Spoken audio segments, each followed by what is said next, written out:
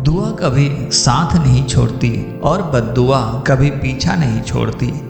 जो दोगे वही लौट कर आएगा, चाहे वह इज्जत हो या फिर धोखा। मित्रों, किसी गांव में दो मित्र रहते थे। बचपन से उनमें बड़ी घनिष्ठता थी। उनमें से एक का नाम था पाप बुद्धि और दूसरे का धर्म बुद्धि। पाप बुद्धि पाप के काम करने में हिचकिचाता नहीं था।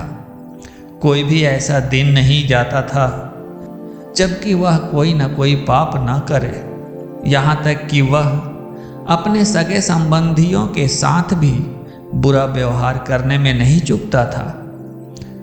दूसरा मित्र धर्म बुद्धि सदा अच्छे अच्छे काम किया करता था। वह अपने मित्रों की कठिनाइयों को दूर करने के लिए तन मन धन से पूरा प्रयत्न करता था। वह अपने चरित्र के कारण प्रसिद्ध था। धर्म बुद्धि को अपने बड़े परिवार का पालन पोषण करना पड़ता था।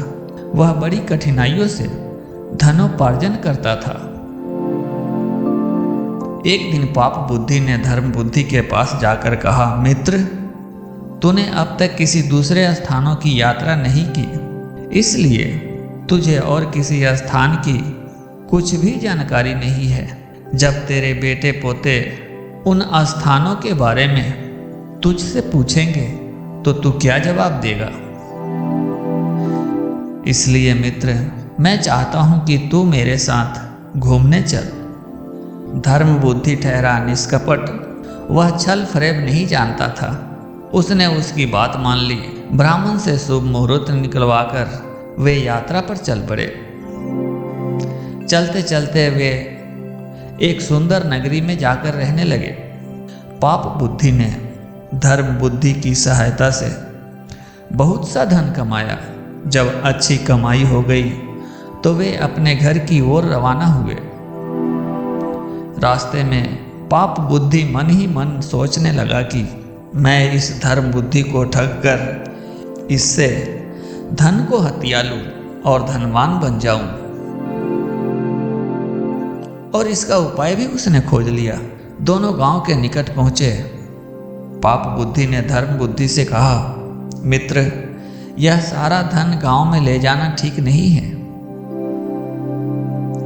यह सुनकर धर्म बुद्धि ने पूछा, इसको कैसे बचाया जाए? पाप बुद्धि ने कहा, सारा धन अगर गांव में ले गए तो इसे भाई बंटवा लेंगे, और अगर कोई पुलिस को खबर कर देगा तो जीना मुश्किल हो जाएगा। इसलिए इस धन में से आवश्यकता के अनुसार थोड़ा थोड़ा लेकर बाकी को किसी जंगल में गाड़ दे। जब जरूरत पड़ेगी आकर ले जाएंगे। यह सुनकर धर्म बुद्धि खुश हुआ। दोनों ने वैसा ही किया और घर लौट गए। कुछ दिनों बाद पाप बुद्धि उसी जंगल में गया और सारा धन निकालकर उसके स्थान पर मिट्टी के ढेर भर आया। उसने वह धन अपने घर में छिपा लिया। 3-4 दिन बाद वह धर्म बुद्धि के पास जाकर बोला, मित्र, जो धन हम लाए थे वह सब खत्म हो गए। इसलिए चलो जंगल में जाकर कुछ धन और ले आए। धर्म बुद्धि उसकी बात मान गया और अगले दिन दोनों जंगल में जा पहुंचे। उन्होंने गुप्त धन वाली जगह गहरी खोद डाली, मगर धन का कहीं भी पता ना चला। इस पर पाप बुद्धि ने बड़े क्रोध के साथ कहा, धर्म बुद्धि, यह धन तूने ले लिया है। धर्म बुद्धि को बड़ा गुस्सा आया।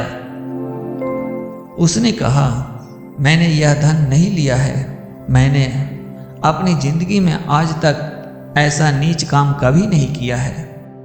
यह धन तूने ही चुराया है। पाप बुद्धि ने कहा, मैंने नहीं चुराया है, तूने ही चुराया है। सच सच बता दे और आधा धन मुझे दे दे, नहीं तो मैं न्यायाधीश से तेरी शिकायत करूंगा। धर्म बुद्धि ने यह बात स्वीकार कर ली। दोनों न्यायालय में पहुंचे।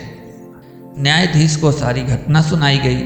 उसने धर्म बुद्धि की बात मान ली और पाप बुद्धि को 100 कोड़े का दंड दिया गया। इस पर पाप बुद्धि कांपने लगा और बोला, महाराज, वह पेड़ पक्षी है, हम उससे पूछ ले तो वह हमें बता देगा कि उसके नीचे से धन किसने निकाला है। यह सुनकर न्यायाधीश ने उन दोनों को साथ लेकर वहां जाने का निश्चय किया। पाप बुद्धि ने कुछ समय के लिए अवकाश मांगा और वह अपने पिता के पास जाकर बोला, पिताजी, अगर आपको यह धन और मेरे प्राण बचाने हो तो आप उस पेड़ की खोखर में बैठ जाएं और न्यायाधीश के पूछने पर चोरी के लिए धर्म बुद्धि का नाम ले ले। पिताजी राजी हो गए। अगले दिन न्यायाधीश, पाप बुद्धि और धर्म बुद्धि वहां गए। वहां जाकर पाप बुद्धि ने पूछा, ओ वृक्ष, सच बता, यहाँ का धन किसने चुराया है?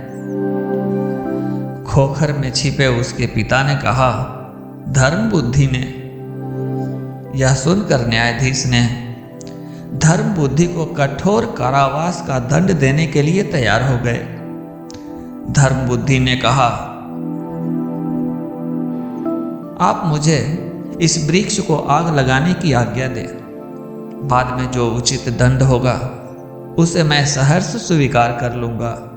न्यायाधीश की आज्ञा पाकर धर्म बुद्धि ने उस पेड़ के चारों ओर खोखर में मिट्टी तेल छिड़क कर तथा उपले लगाकर उसमें आग लगा दी।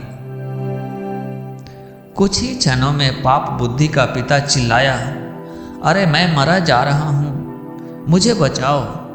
पिता के अधजले शरीर को बाहर निकाला गया तो सच्चाई का पता चल गया। इस पर पाप बुद्धि को मृत्यु दंड दिया गया। धर्म बुद्धि खुशी खुशी अपने घर लौट आया। ओम नमः शिवाय। जय श्री राम।